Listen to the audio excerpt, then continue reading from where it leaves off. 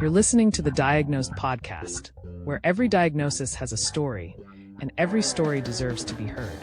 From survivors to loved ones, we explore the journey together with your host, Albano. If you get value out of this video, please like, subscribe, and hit that bell. Let's get on to the video. I wanted to start off by thanking you guys. I was just speaking with Catherine, but I wanted to start off by thanking both of you for coming on and sharing your stories and helping us put out some awareness towards your cause. Thank you for having us. Yeah, thanks for having us. Are you both at the same location? No. No, I'm in Calgary, Alberta. You're in Calgary. I'm in Kelowna. I'm in you're Kelowna. in BC. Yeah. Very nice. And I'm in Ontario, so we're doing a cross country call. There we go. So I guess the appropriate way to begin would be to talk about exactly what it is that we're here to speak about, and that's PKD. So if I'll go to you, Catherine, and maybe you could just tell us what that is. Well, it stands for polycystic kidney disease. You're born with it. I inherited it from my father. What it entails is a lot of cysts going on your organs to the point where eventually you lose either kidney or sometimes liver failure. So it's genetic. I was told as a teenager not to have children. So when my brother and sister and I did not reproduce, so we've actually stopped the transformation, I should say, we've stopped the disease, basically. It's not going to, I'm very proud of that. It's one thing I'm very grateful for from my dad's doctor, that I was told, because I know a lot of people with polycystic kidney disease that did not know, and some of them have several children that also now have PKD. So it's a really serious disease. It's a killer. My father died of it. So on dialysis. Does it transfer automatically to your children, or do a certain percentage of them get it and a certain percentage of them may or may not get it? It's a high percentage. It's at least 50 to 60%. Well, my sister and I have it. My brother doesn't, but he has a dormant PKD where the cysts aren't growing.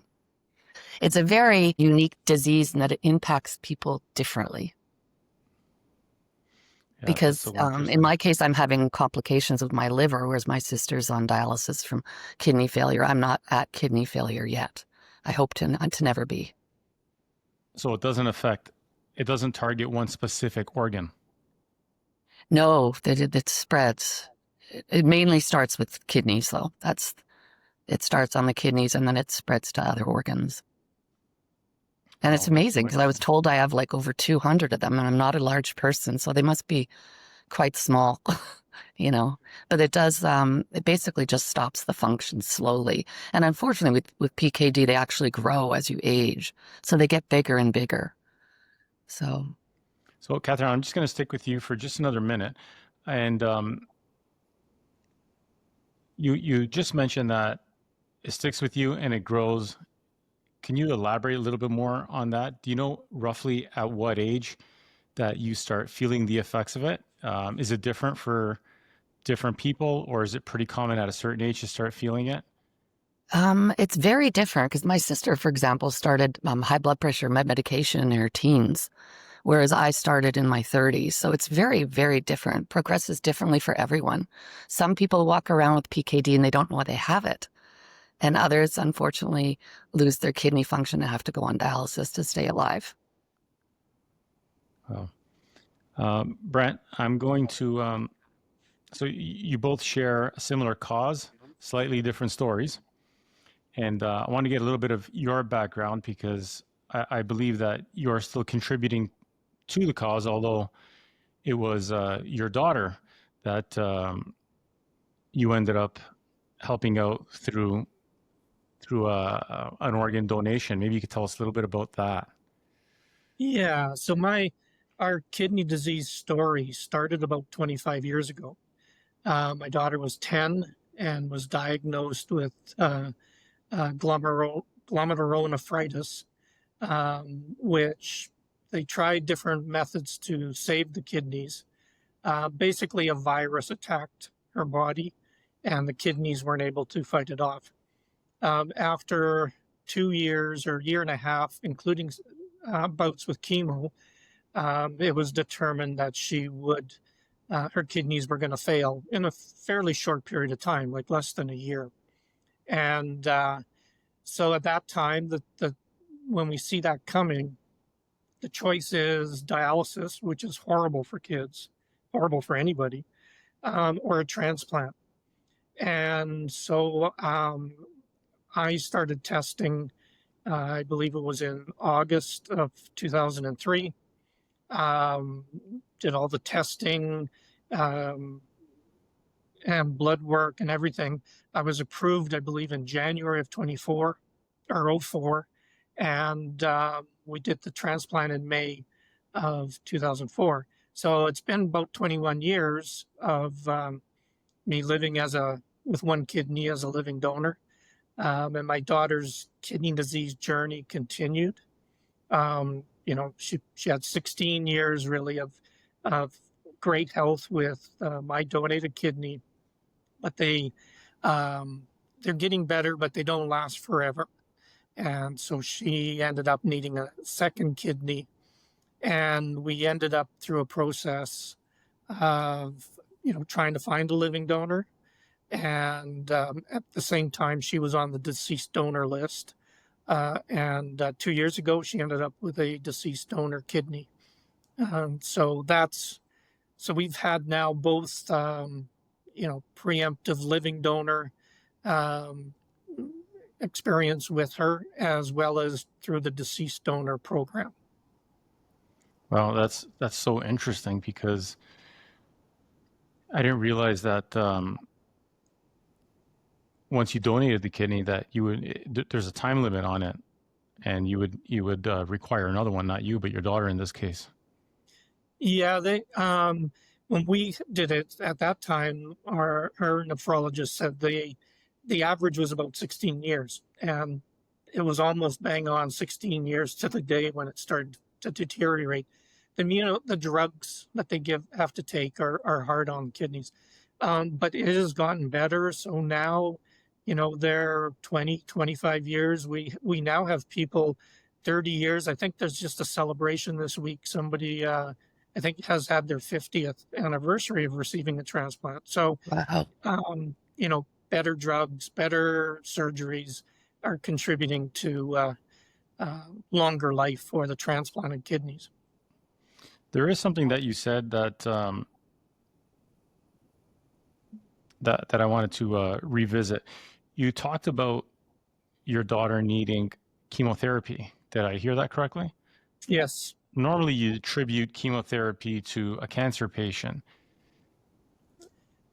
At that time, it was still in the early stages experimental. They gave her, I don't remember how many sessions, but about half the dose they would give a cancer patient. And surprisingly, it did stop the deterioration of the kidneys at that time. But as soon as they stopped the chemo, the deterioration continued. So it was a very early stage treatment. And it showed success, but unfortunately, it wasn't lasting. So yeah, that was quite a bout. I mean, she would have been 11 years old through chemo, but the side effects and the stuff are still the same, unfortunately. So yeah, it's definitely not easy to experience that, for sure. I wanted to clear up one thing before we move any further into the discussion. With Catherine, your PKD, and with Brent, although it was a kidney issue, was it also PKD or not? No. She picked up a virus from somewhere, and her body wasn't able to fight it off, and it went undetected. We don't take kids for regular blood work or any of that. So they figure it had been impacting her for about a year, with really no signs, and then it's a crash. And And we spend a lot of time at Children's Hospital with her. Yeah, so I know I'm very well aware of how dialysis affects a person because, just for full disclosure, my sister she's been on dialysis for many years. She ultimately passed away, but hers was related to, it all stemmed from diabetes. And she was on dialysis for, I'd probably say, the better part of 10 or 11 years before she passed away in her early 50s. She was 54. So sorry. Yeah. So, so I understand a little bit about the process and the effects of it, although it stemmed from a different, avenue, let's say. So, Catherine, I'm going to come back to you, and I'd like you to tell me a little bit more about your family, because you told me that yourself and your siblings, maybe you can talk about each one quickly and how it's affected them and where you guys are at right now. Well, the kidney failure started in April 2024, and it's impacted all of us, going to the hospital 2 to 3 times a week. And it's impacted my sister's career. It's impacted the family in that we try to do as much as we can to help care for her. And her energy level is very, very low. So for my family, it's like history repeating itself. We've seen the train wreck already. We've seen what can happen. So this was our greatest fear, is for one of us to go on dialysis, and it's happened. So it's something I wake up with every day, and I go to sleep every day with it. It's a burden that I just can't get lifted until we find a living donor, which we're looking very carefully for every day. So I'm on social media, Instagram and Facebook, trying to find my sister a kidney, because I know that from talking to Brent and other kidney donors, it can be done. And you have a huge medical test in preparation. All these tests, kidney transplants are only performed on healthy people. So we're just continuously hoping that Judith gets her kidney one day. And what are the prerequisites for a match? Well, there's very, very different tests. There's blood tests. There's various MRIs. You even speak with almost like I think it's almost like a social worker to make sure the mental state of the donor is ready to give. So there's a bunch of tests you do to have the clear. Kidney transplants are only performed on healthy people. So it's not as difficult as, it's easy for me to say, not being a kidney, not being able to donate to my sister, but I've learned a lot from talking to donors about the whole process, and it's very possible to save a life if you can. If you're a healthy individual, it's very, very possible. And there's so many Canadians that need kidneys. It's actually on the increase every day. And we're just not doing enough in this country. We're not doing enough transplants. Instead, we see dialysis as a solution, and it's not a solution. As you and I both know, it's not. It can be really a silent killer. Is there a higher percentage within the family? So in Brent's case, you were a qualified donor for your daughter. So in your case, Catherine, or in either case, but is there a higher percentage for a family member to be a match? No, there is not. There's not. Doesn't matter if it's a family member or not. And Judith's looking for an O kidney, but there's also the paired exchange program in Canada, where anyone that wants to help her can donate their kidney to a stranger. That increases her chances of getting an O kidney from the pool. It's run by Canadian Blood Services. Okay, so if someone, that's going to be the next question I was going to ask you, is the registry. If somebody was going to register, it would be through Canadian Blood? Yes, they run the paired exchange program. Yeah. Okay. And So go ahead, Brent. Donors come from two different places. Deceased donors and living donors. And living donors are broken up into either directed donors who give to somebody they know, whether it's family member or friend or whatever. And then there's non-directed donors who just say, I'm going to give a kidney to somebody who needs it. I won't know who, and I don't care. I'm just going to give it up.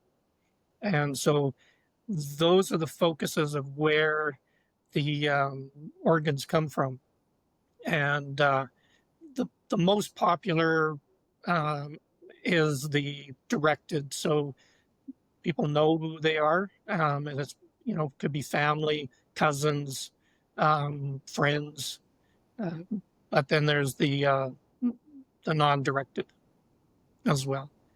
And the deceased donor program, that's they do more deceased donor kidney transplants than they do living donors. Yeah, I guess everybody would be signing off on their driver's license, right? For organ donation. Yeah, every province does their own thing. Like I'm in BC, and BC now doesn't do it on your driver's license. You go on to the BC Transplant website and register that way. I think Alberta's gone that way as well. So on the deceased side, it's a very, very different program and requirements for how they get the deceased donor the organs. They typically they are brain dead. They're doing some cardio deaths now. Families are involved. It's a very complicated process, whereas living donors is more getting the donor through the program in a reasonable amount of time. And that's one area that Canada has slipped and that we're working on, is that it's been taking 9 months to a year to process a living donor. And that's just not, in our minds or across Canada, donors do not want to wait that long and take that long. So, that's a bit of where the organs are coming from. And then, so in Judith's case, it's the same. She's on I think she's on the deceased donor list. But, Alberta last year in 24 had 111 deceased donors give up kidneys, and they did 168 transplants from deceased donors. And there's over 3,000 people on dialysis. So, and then just 67 living donors. That's just in Alberta. Each province does their own thing, so they each have their own statistics. But there's a huge disconnect with that ratio. Definitely. Yeah, and that's what our effort is: dialysis, transplants, and we want to see that.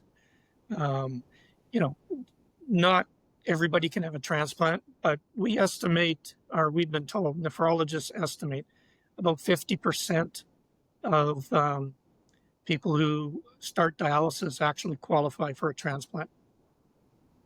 And there's over 30,000 people on dialysis in Canada now. And that costs our healthcare system about $3 billion a year. So why do you think that it takes 9 months to get a donor approved or registered for a donation?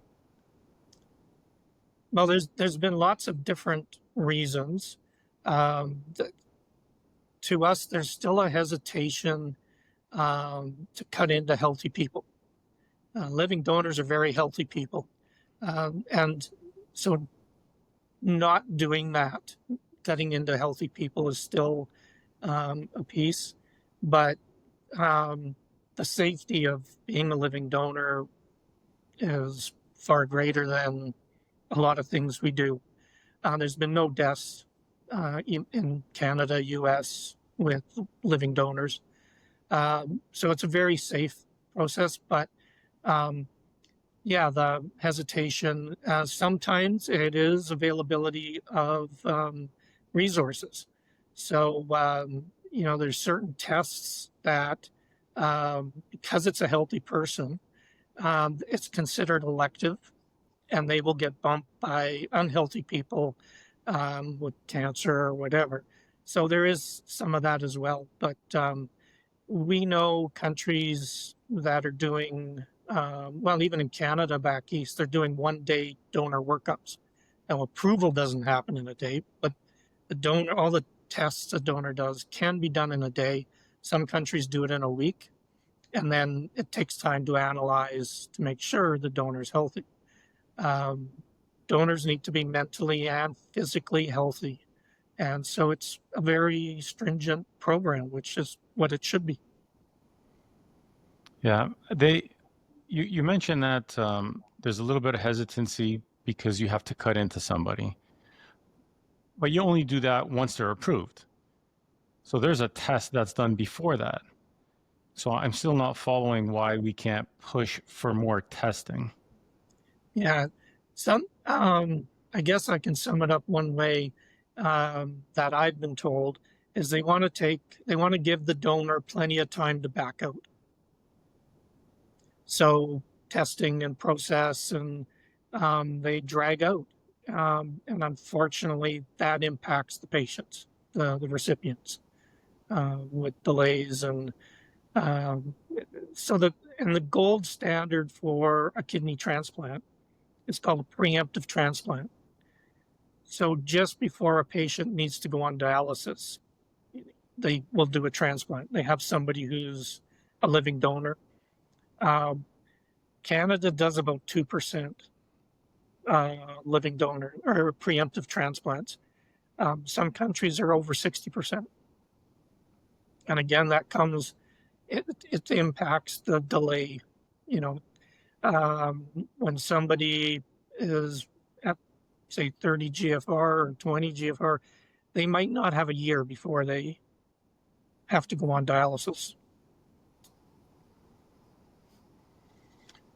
Catherine, I want to get you back in here because I want to talk a little bit more about your sister.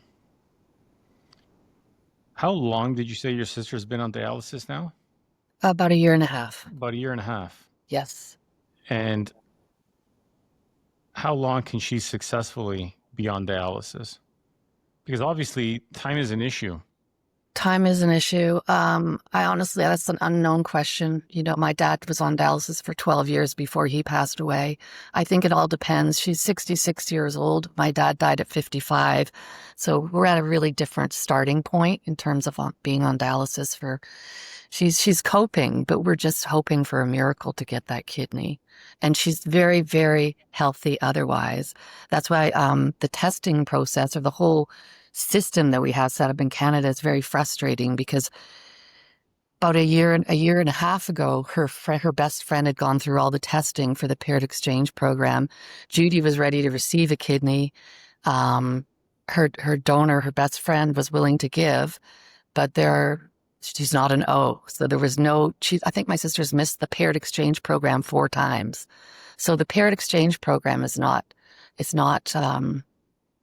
being used enough. And I think it all comes down to awareness of how serious this disease is and not allowing people to constantly go on dialysis. You can't even get on the deceased list until day 1 of dialysis. So I think the public generally thinks of dialysis as a solution, and it's not. It keeps you alive, and then eventually it will kill you.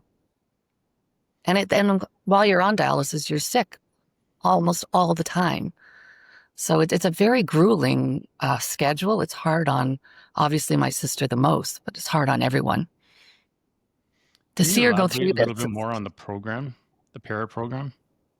The paired exchange program is when you're willing to give a kidney to someone else in the hopes that your friend who needs a kidney will get the right blood type. So anybody can go into the paired exchange program. You can even go in anonymously, which is very rare. Although there is an actor in the US that's actually giving anonymously, December 15th, I believe. He just won an Oscar this year, Jesse Eisenberg. He's giving a kidney December 15th to a stranger. And that got a lot of press. So I was really, really happy about that. He Well, good for basically said him. it's a no-brainer. He said it's a no-brainer. If you look at the risks, the odds of any complications are closer to zero, you know. And when I talk to donors, they tell me they would love to do it again. It was such a rewarding experience to give someone their life back.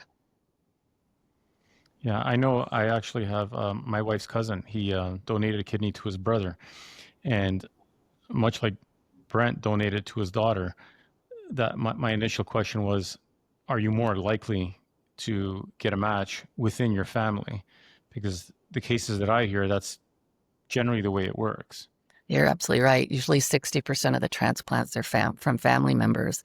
And it's a very hard thing to ask family members to step up and give a kidney.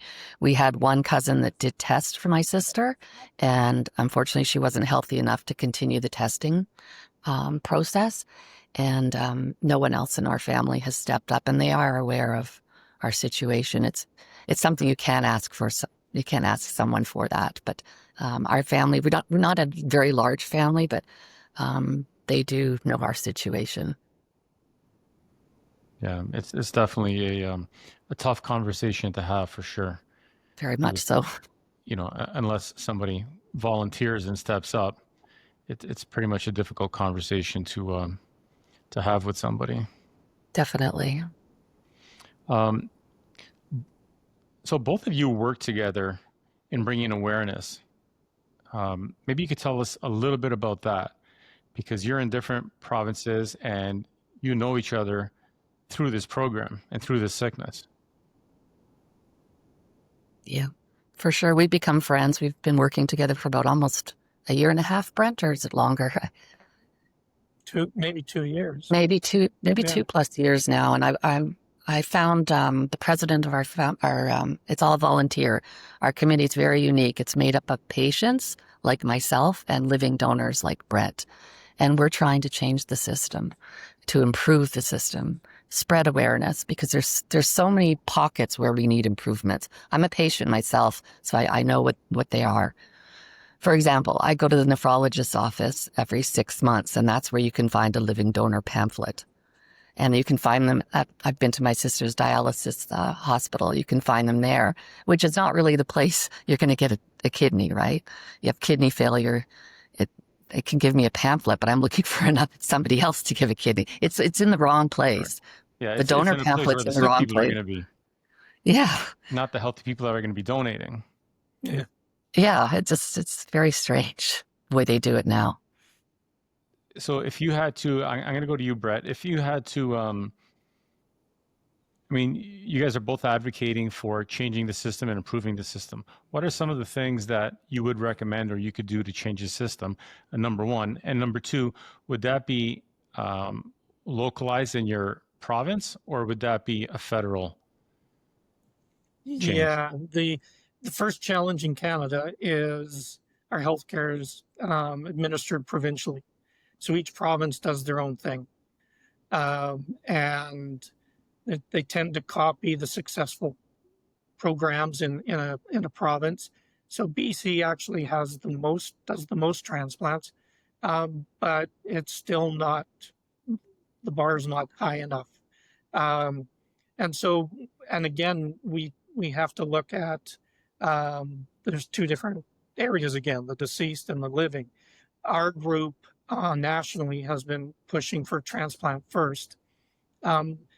Most people do not realize that when you start dialysis, you're deemed to be disabled. CRA says you are disabled. When you get a transplant, you are not. You are able-bodied. So we have a program that creates disabled people with kidney failure. And we want to change that as much as possible, because you and your family become disabled. That kidney disease takes over. Whereas a transplant, and in my daughter's case, she went to school, she graduated as a pharmacy tech, and then ended up on dialysis for 2 years, unfortunately during COVID. But then when she had and lost her job, they terminated her because she couldn't give a day when she would be back to work. Um, and so, but within 4 or 5 months, she had a full-time job offer and was back at work, or 6 months maybe. And she's been working, and doing everything kind of normal people do since then. Whereas on dialysis, she just said she was in a fog all the time, and that the transplant, when she woke up from the transplant, that fog had already been lifted. So it's we don't want to see so many people become disabled with dialysis when it's really an inferior treatment. And so elevating all the issues of why we're doing so few transplants, we have to tackle. And, I just had a conversation with somebody who said, oh, you'll never get a national transplant act because the provinces won't take instruction from the federal government. And that's a barrier because we should have a national transplant act. Reimbursement programs for donors should be a national program, so it's easier to go for donors to go from province to province and get reimbursed for their expenses. There's lots of things that we can do or push for that will increase the number of transplants and decrease the costly dialysis programs. So, are you advocating for some of these changes through your local politicians, your MP, your MPP? Definitely we are. Yes, and again, because it's provincial, each province has its own group.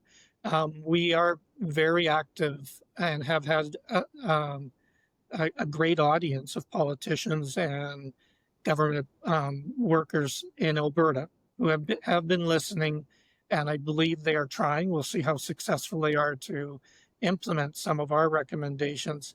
I was part of and co-chaired from the donor side, a consensus conference, a living donor consensus conference, where we came up, I believe it was something like 32 or 35 recommendations for the living donor programs. And I believe it's being published in the American Journal of Transplantation. And so we want to see now those recommendations implemented, and each province is going to have to do their own because we don't have a national act or national program. So we're having to focus provincially on some of these things because that's the Canadian system.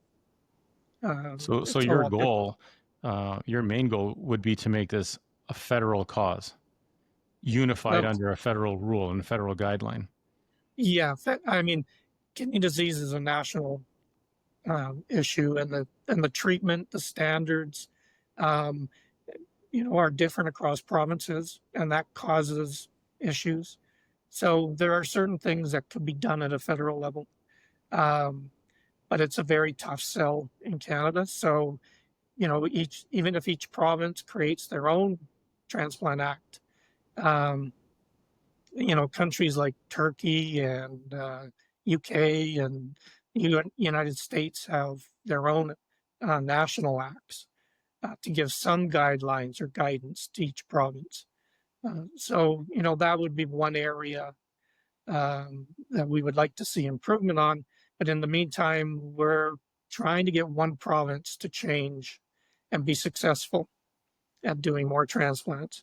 And then hopefully other provinces will step up to the plate and change their program. So we're in that process right now in Alberta, and we'll see if we can make them successful.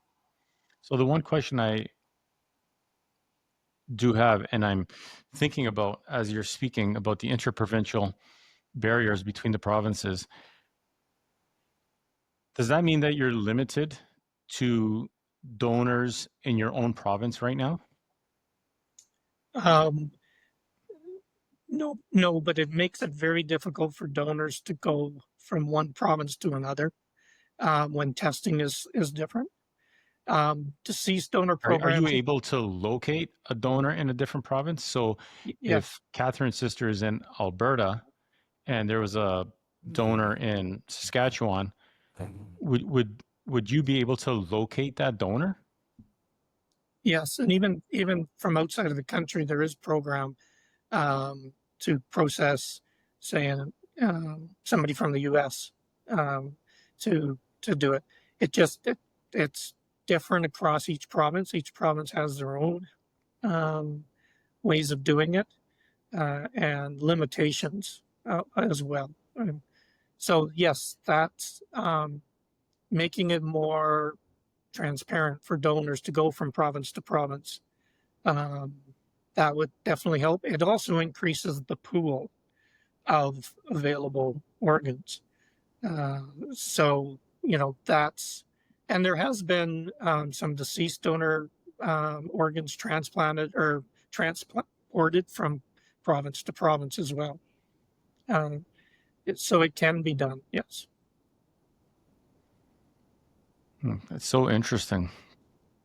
If you had to, Catherine, if you had to cite out of the 35 recommendations that you guys have put forth, if you had to cite the top 2 or 3 and have your politicians say, listen, 35 might be a stretch. We're putting them all in there. We're hoping for all of them. But if we had to look at 2 or 3 that would make the biggest difference. Definitely shorten the testing process for the donor and also increase the number of kidney transplant surgeries that we have. We're not doing enough. It's not a priority. I know from talking to, I've met several of the surgeons here in Alberta, and right now they have a shortage of actually transplant surgeons.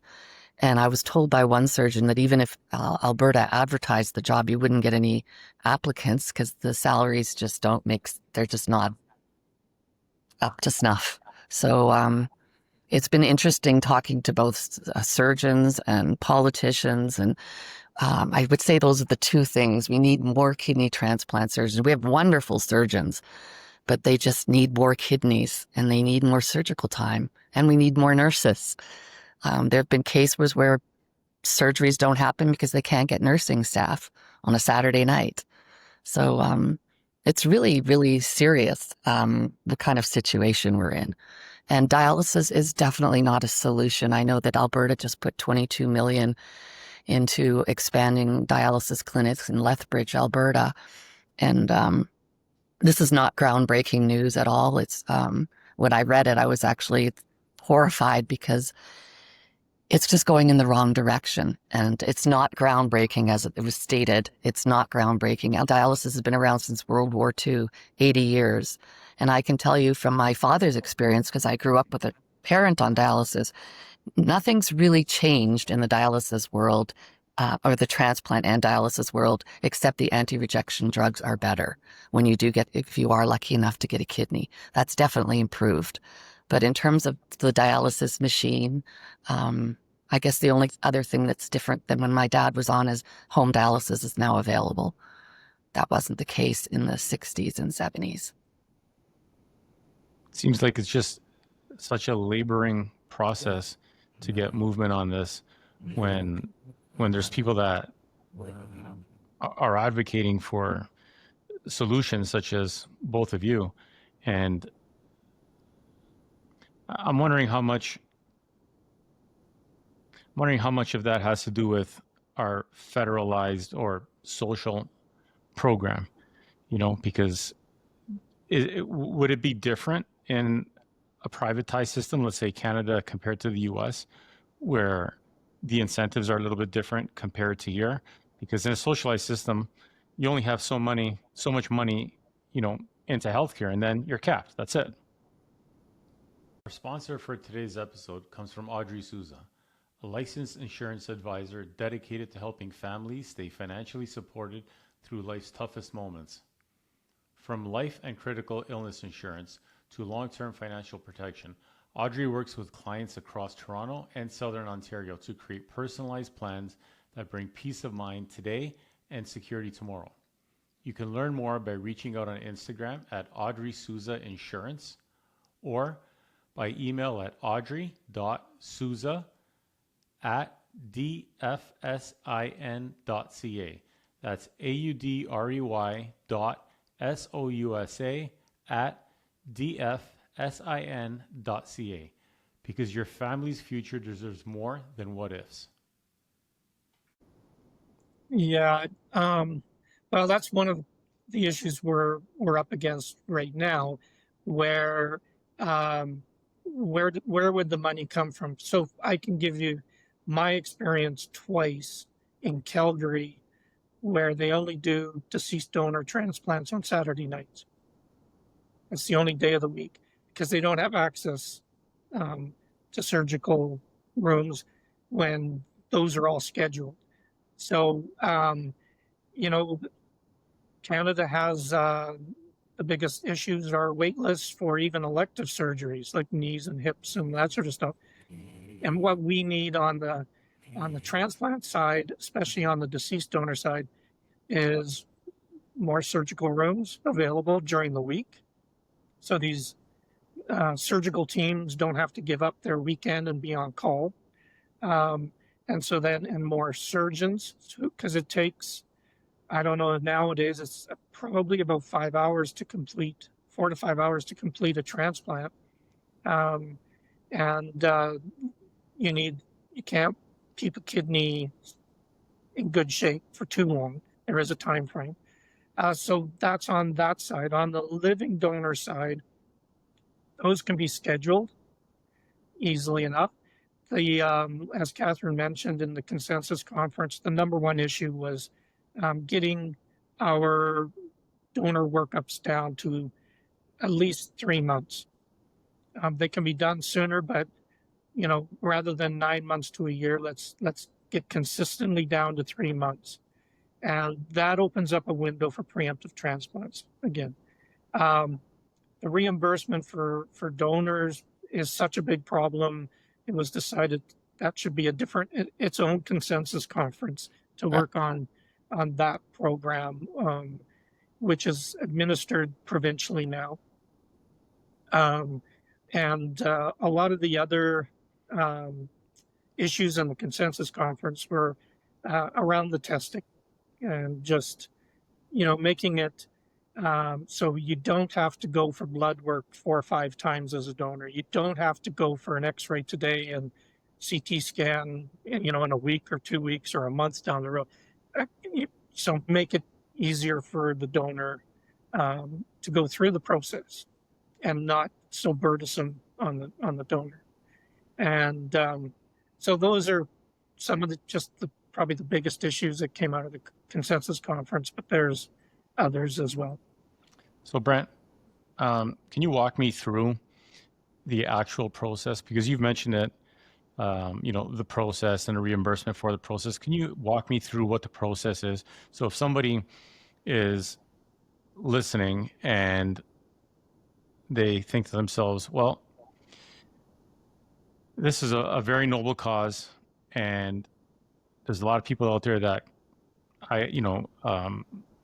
that potentially could use a donor.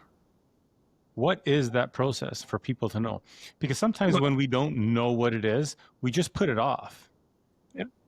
Well, actually, I will defer to Catherine because that reimbursement program came in a few months after I had donated, so I didn't qualify for it.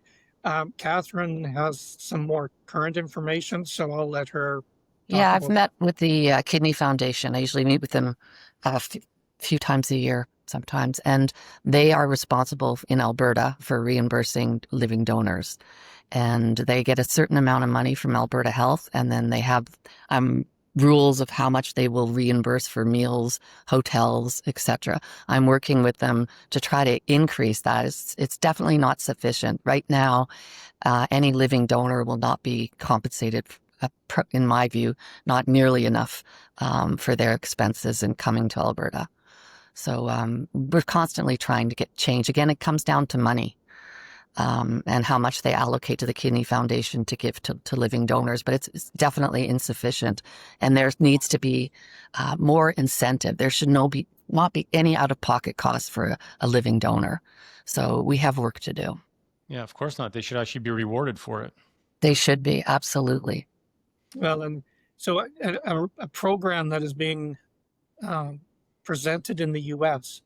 is currently is to give living donors a $10,000 tax credit for 5 years, and so that would reduce their income tax down there. We don't have anything like that, or there's been no talk about that in Canada. Well, I think if anybody could make that happen, it would be Danielle Smith in Alberta. You know, Yeah, I've met with her a couple times, and I actually had a one-on-one with her last December, and she was kind enough to let me share my story, but I haven't seen anything yet, again, to try to get the transplant first solution out there. But we persevere, right, Brent? Yeah, and that is why. So Alberta, Catherine started with the premier, and we met with the health minister, and now we're at the executive director level for the government to implement some of these programs. And we have a big meeting tomorrow, actually, in Alberta. So, we have been able to get the ear of the politicians in Alberta. So that is very good. good. So, Catherine, I wanted to just revisit once again the process for the donor. So, if somebody wants to see if they qualify or wants to put themselves on a list, what's that process for them? What do they have to do? Is it just blood work? What's the process for them? So They would first call the if living someone is organ. considering that, Yeah. if we could put their mind at ease, that might encourage more people to actually go ahead. Yeah, one of the things I always suggest to living donors is to talk to other donors and find out what their experience was like. But the very first step in Alberta is to call the living organ donor line. I'll have to look up the number, but I believe I've been saying it so much on my social media, it should be in my head, but it's not at the moment. Anyway, you call the Alberta Living Organ Donor Line. You mention who you'd like to donate a kidney to, or if you'd like to do it anonymously. That you can also mention the paired exchange program on the same line. And I believe there's an email, right, Brent, as well? You can email them. The very first part is they basically send you a package, find out what your health history is. They definitely counsel you on whether it's something you really want to do. In Canada, unfortunately, too much it's encouraged. There's this stigma about donating and the risk of the surgery, which is, by the way, often laparoscopic. So it's not an invasive surgery anymore. It used to be.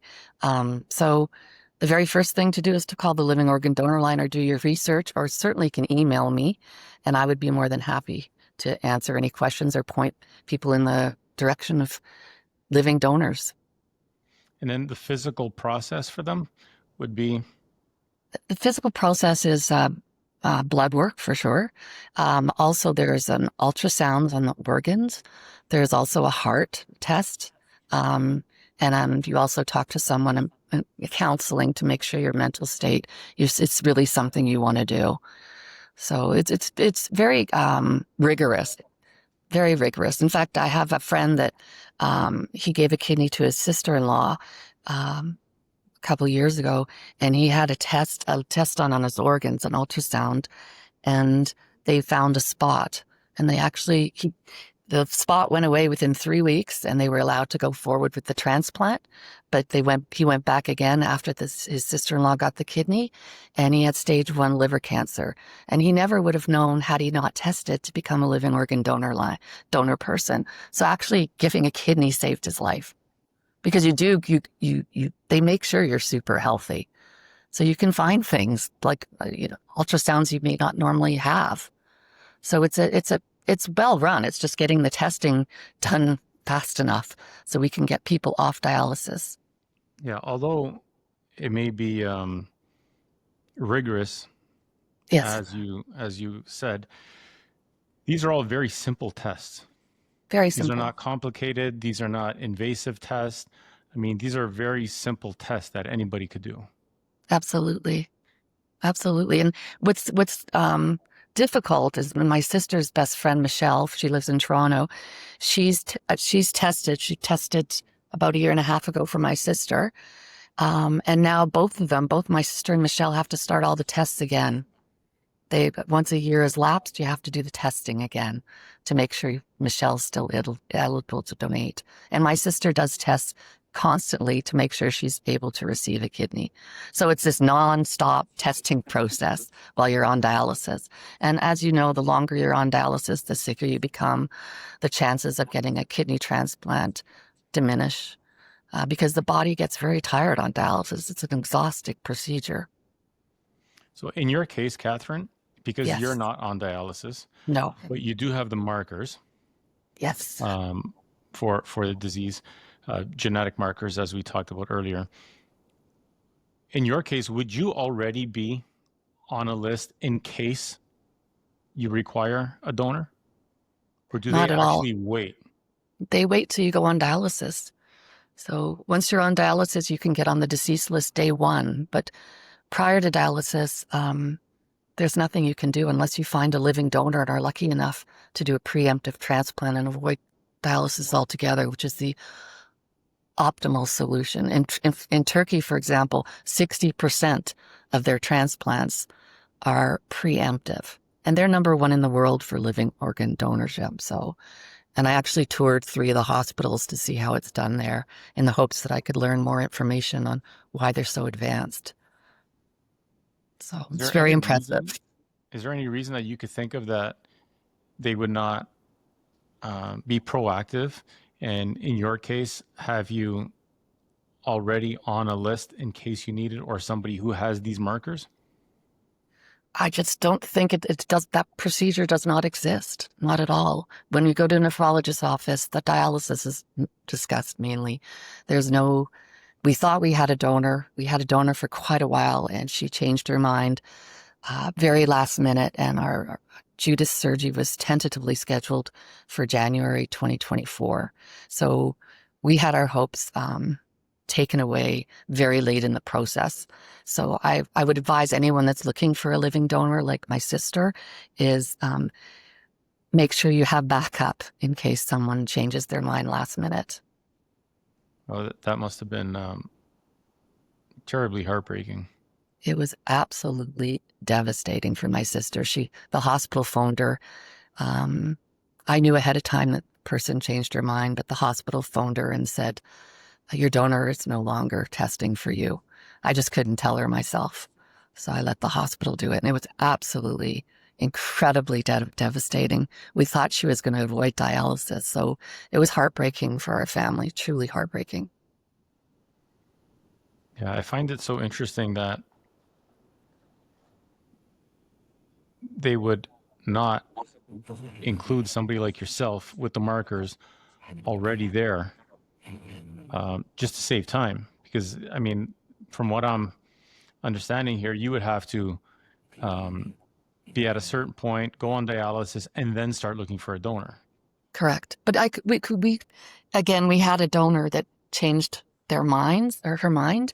So we didn't think to really pursue finding another living donor because the match was perfect. So that's a mistake that our family made, is to count on that one person.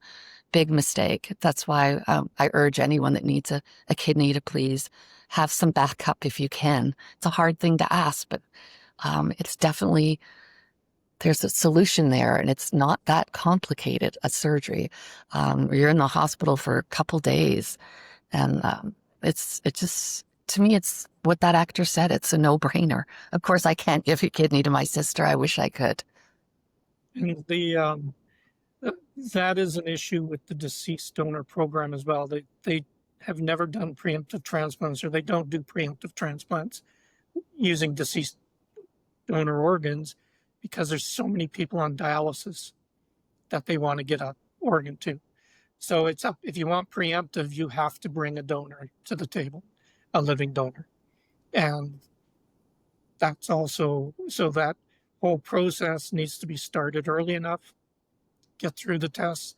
I mean, my daughter had a living donor. They kept pushing. He'd been through the donor program once before. 6 months in, they hadn't finished his tests, and she complained. They completed the tests in a day, 2 or 3, whatever. And the next morning, she got a call for a deceased donor kidney. And that's a Thursday. You go in Thursday and the transplant Saturday. So you don't have time, much time to make a decision. And he was still 5 months, 6 months out from a decision. So, that's an issue with the timing, trying to keep these people off dialysis. Brent, how specific is the match in terms of the donor? They're looking at blood type. Oh yeah. So, from the patient's perspective, what type of kidney can they take, and is probably fairly straightforward. I personally don't know. From the donor side, they look at so blood type, any incurring blood issues. They look for kidney stone history. We do, anyways, I think it's still done, is they do radiology tests to see how the kidneys function, because we all have, or most of us have two, to see what one might be working at 60 and one might be working at 40, to see that. So those decisions come into play. There is issues with the veins going in, I believe, and out, or just in. So if somebody has 3 veins going into a kidney, that would disqualify them. It's too complicated a surgery and too risky. So there are a lot of issues before they approve a living donor. And so, those kind of tests are very important, and they should take as much the time they need to make sure that the donor is healthy. The difference is on a deceased donor who is now being deemed brain dead, usually, they do those tests in a couple of days. Brent, how is your daughter today? She's wonderful. She's has a new partner. They just bought a condo. They moved in about a month or so ago. She works full-time as a pharmacy tech at Vernon Jubilee Hospital here in BC. It is a very interesting story, though. BC Transplant did a story on them because her partner, they met years ago. The kids called it a kidney camp, but it was a transplant camp in BC. And her partner, when he was 3, received a heart at Children's Hospital in BC. So they're both 2 peds in 1 pod. They basically have been through the transplant programs, and Well, they're a miracle couple. Yeah, and they're doing wonderful. So dealing with all the usual happiness and sadness in the world, and in their daily lives, the struggles. And she has a mortgage, so we hear about that all the time. But that's the difference. She was on disability while she was on dialysis, and she couldn't work. Yeah, that makes sense. Yeah, it does take quite a toll on you, and I know it's time consuming as well. So you wouldn't be physically and mentally fit to carry on daily duties at a job, that's for sure. Well, yeah, she was actually a pharmacy tech at Tom Baker Cancer Clinic in Calgary, and she says there's no way she would be able to do her job. And she was on peritoneal dialysis, which is done overnight at home every night for 8 or 10 hours. She hooks up to a machine. But it still has all sorts of issues. And like I said, the fog that her body was in, she definitely would not be wanting to deal with cancer drugs. Right. Well, I'm super glad that she found the match not once but twice, and that in itself I think is a miracle. So good for her and good for you guys for being able to still be here today, enjoying her company and having her live a life. That's for sure. Because I Yeah. know it's difficult for people to find one donor, and you found it twice. Well, and if I'd been diagnosed at her age when I was that age, I wouldn't be here. It wouldn't have been able to save me. So the medical, the help and the medical system is there to help these people, and unfortunately, we have thousands of Judas across Canada, and they keep coming up every day. There's new diagnosis. People, the World Health Organization this year um, stated that kidney disease is now a global issue. Um, and in the U.S. market, they have hundreds of thousands of people on dialysis, and the costs are phenomenal. Yeah, and the number keeps getting higher and higher. More Yeah. people are going on dialysis all the time. Why do you think that is? Aging, but health. So yes, diabetes, weight, obesity is a problem. Heart conditions. Those all can lead to kidney disease. Um, and so that there's just hasn't been enough donors, deceased or living, to match the demand. Um, and there's different groups in the U.S. The Black community has the highest rate. It really impacts our Indigenous community, kidney disease. And then there's the rural issues, people who are in rural environments away from major transplant clinics. There's lots of cases where people have to drive 2-3 hours, 3-4 times a week for dialysis treatments. That would all go away with a transplant, and that's what I did have a conversation with somebody that says what can be done to stop all the complaints about dialysis. And I said, give them transplants, get transplants. Yeah. That's the only thing that will help. Well, it's wonderful that both of you are spending so much time advocating for this. I'm going to say simple resolution, although it's not simple. It seems simple. I think the process of it is complicated, is what it sounds like, but the actual solution seems simple enough. Yeah, it's more resources. That's at the end of the day, we've heard from surgeons who say they want to do more preemptive transplants, but the programs in place, typically the recipient ends up on dialysis before they're prepared for the donor. So, just pushing that and getting the system to understand, Canada's spending over $3 billion a year on dialysis. You put half those people on transplants, $1.5 billion goes away, or it could be spent somewhere else. Yeah, those are big numbers. Yeah, very big numbers. For the population of Canada, those are big numbers.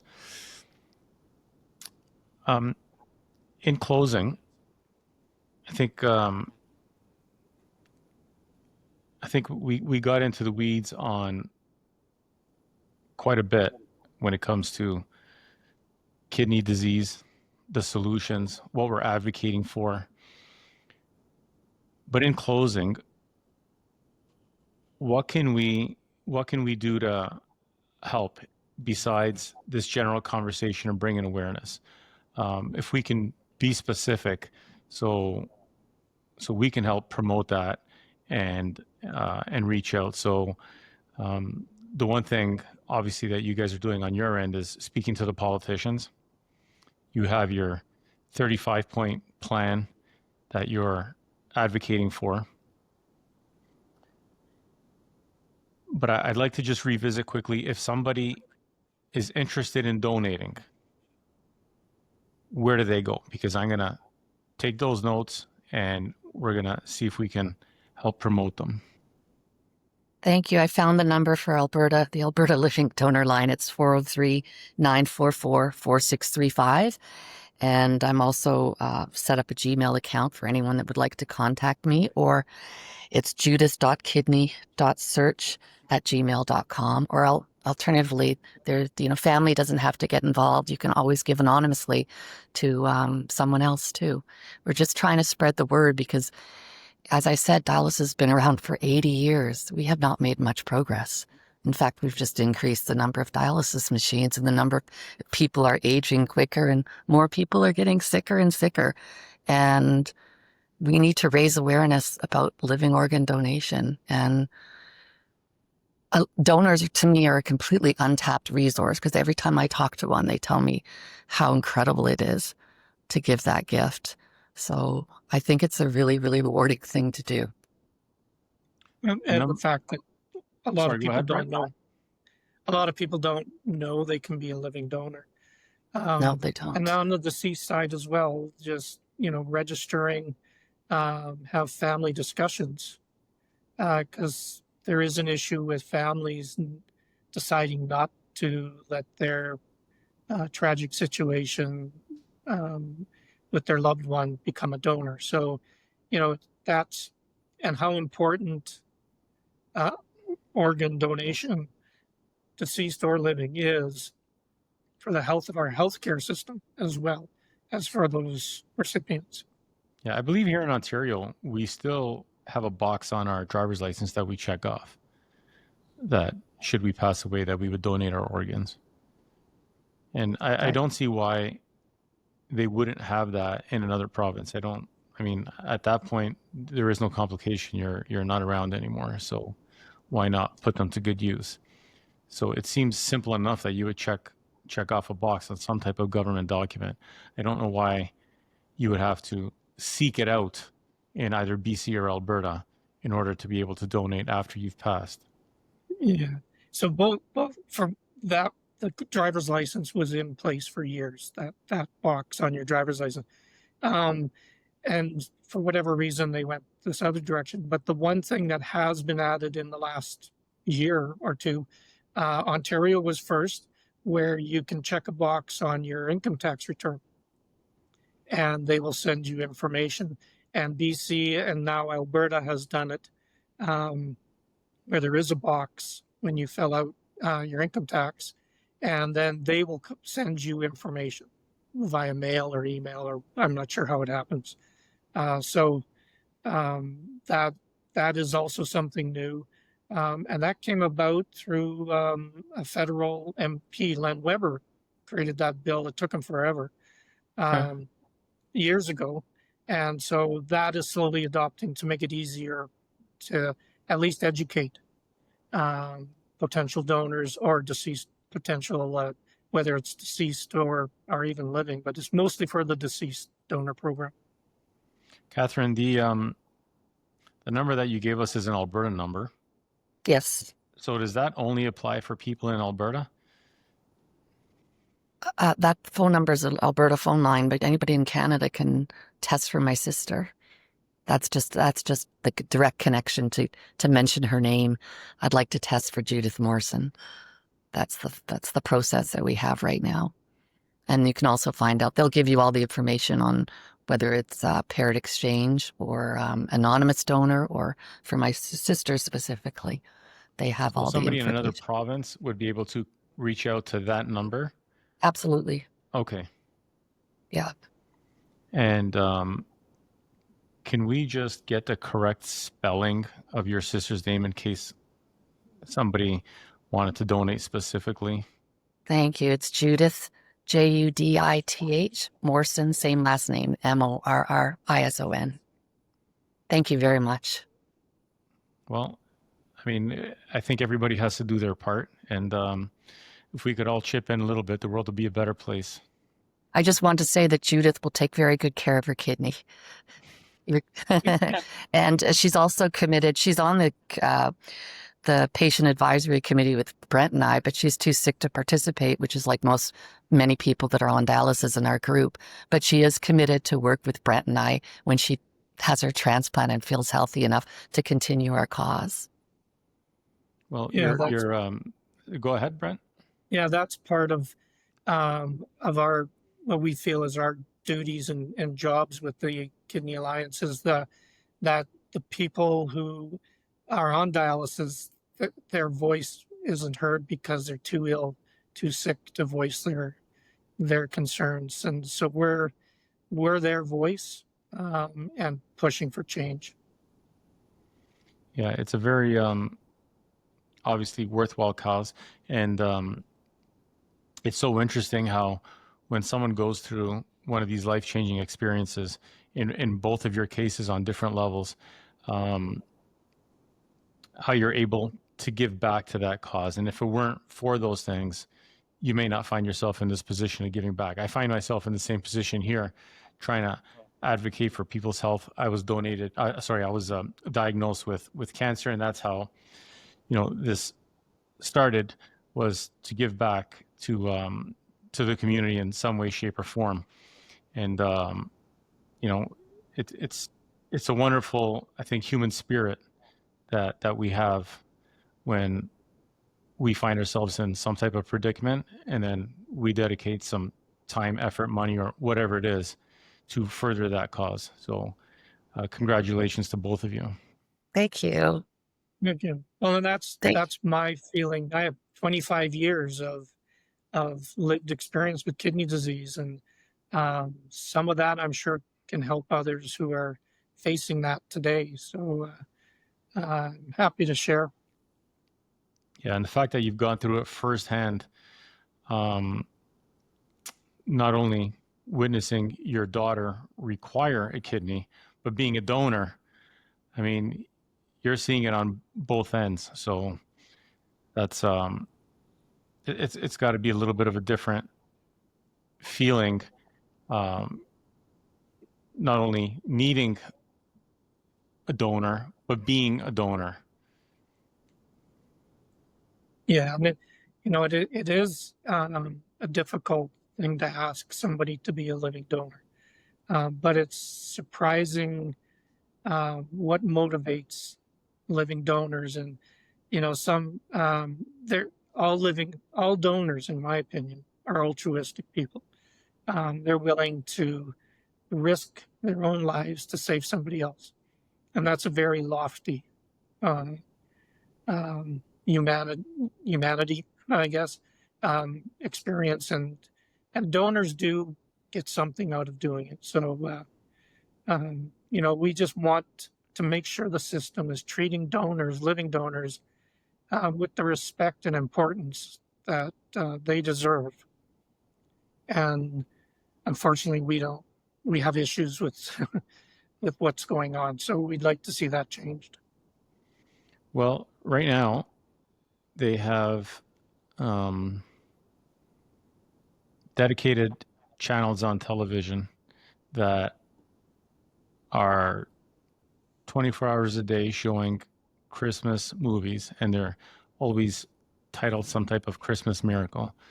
So heading into this holiday time, and the time of giving, we'll knock on wood and hope for a Christmas miracle for Judith. Thank you very much. So thank you both for sharing your time and your stories and your input today. And we'll definitely keep in touch, and anything we could do to help advocate and promote alongside with you, we definitely will. Thank you very much. Thank you for your work and in doing this and spreading the patients' words to help make the system better. Absolutely. Give my best to Judith. And Definitely. Thank you so much, Albano. Yeah, give my best, and let's definitely keep in touch. Sounds great. For sure. Right. Thank you. Thanks you. you. All right. Bye-bye. Bye-bye.